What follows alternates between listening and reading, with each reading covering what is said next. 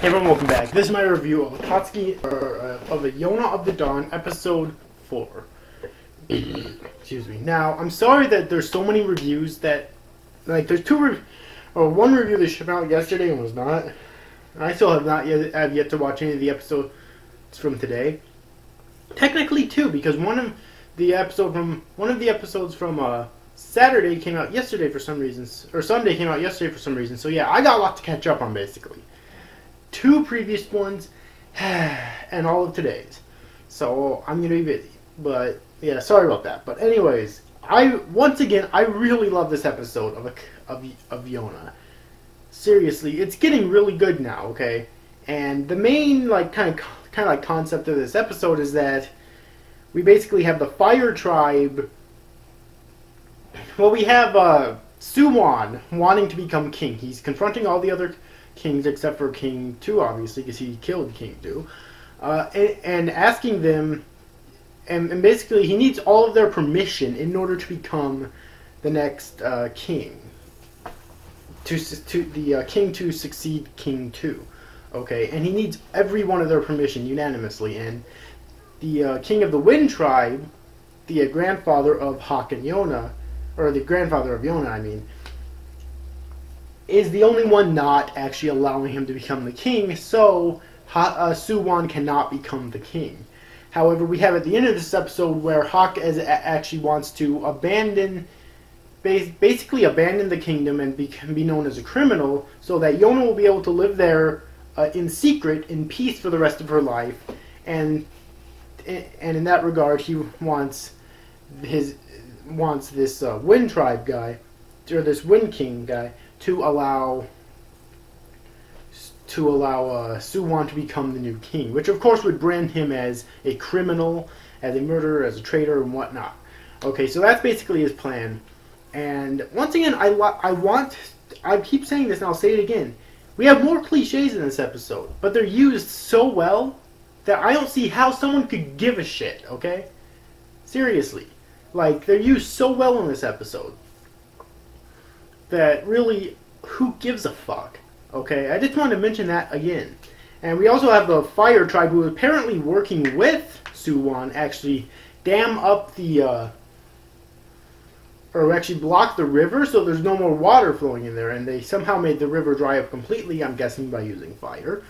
Or, wait, are there special powers in this series? I actually just thought of that. Doesn't seem like there are. So, just because of the Fire Tribe, I guess wouldn't mean they can use fire, so how exactly they dried up the river, I don't know. I mean, I understand how they prevented more water from flowing in, they just blocked it off, but either way though, the river's dried up and there's no more water flowing into the river. And it's the Fire Tribe's doing, and those other soldiers actually wanted to go to war with the Fire Tribe, which would make sense, but the king basically said, no, do not go to war with the Fire Tribe. And he's a very passive person, and being a passive person can have huge amounts of positive side effects and huge amounts of negative side effects. I think, at least from what I observed in this episode, it seems like he's trying to play this out strategically. Because going to war immediately could actually be a huge mistake on their part. Okay? So it seems like he is trying to play this out strategically, because any worthy king would know that sometimes you have to go to war and there's just no way to avoid it. But in this case, I think playing it out passively is actually the best course of action for them, because I'm thinking what he was thinking is that maybe they couldn't win a war against the Fire Tribe or something. But either way, he does not want them to attack the Fire Tribe. Obviously, there's going to be a war against the Fire Tribe eventually. That's kind of unavoidable since they are now branded as enemies. At least we know that.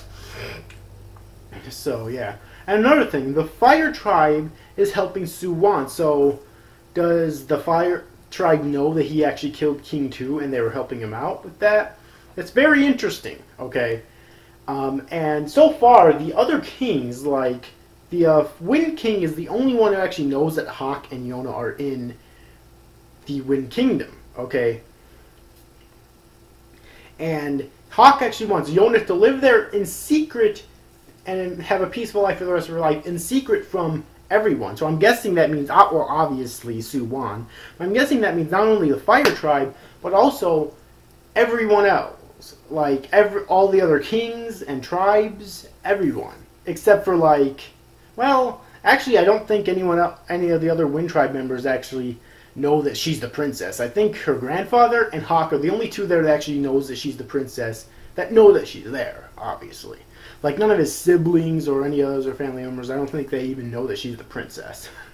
Okay, so he's basically gonna abandon her there. He's not really abandoning her, but he wants her to basically live safely. It's obvious that he's in love with her, okay? If you missed that part, then yes, I'm explaining it to you right now. It's obvious that he's in love with her, okay? There. Now that I've explained that to you, maybe you can get it now. If you didn't before for some reason, yeah.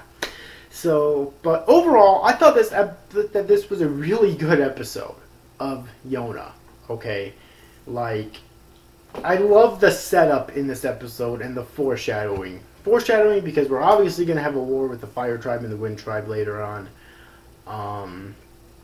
And because Hawk is probably going to become an enemy of the nations here.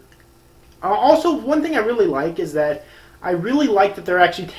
Because remember at the end of, like, episode 2, I think it was, or maybe it was episode 1, either way, we had Yona along with Hawk and like 4 other generals fighting these, like, enemies, who the hell ever they were.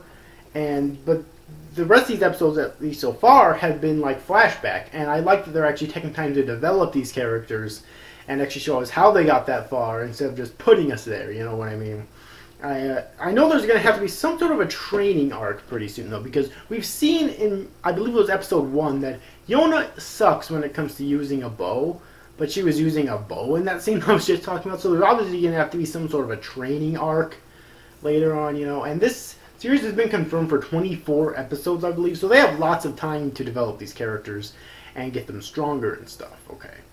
And I also wonder if all 4 of the other generals are actually going to be from the Wind Tribe, or if they're going to travel to other nations and or other tribes and actually gather them. Okay, because if there's 5 generals accompanying Yona, and they could have like one. Well, actually, is there a lightning tribe? Usually, lightning's not depicted. In fact, the only time I remember it being depicted was in Naruto. So,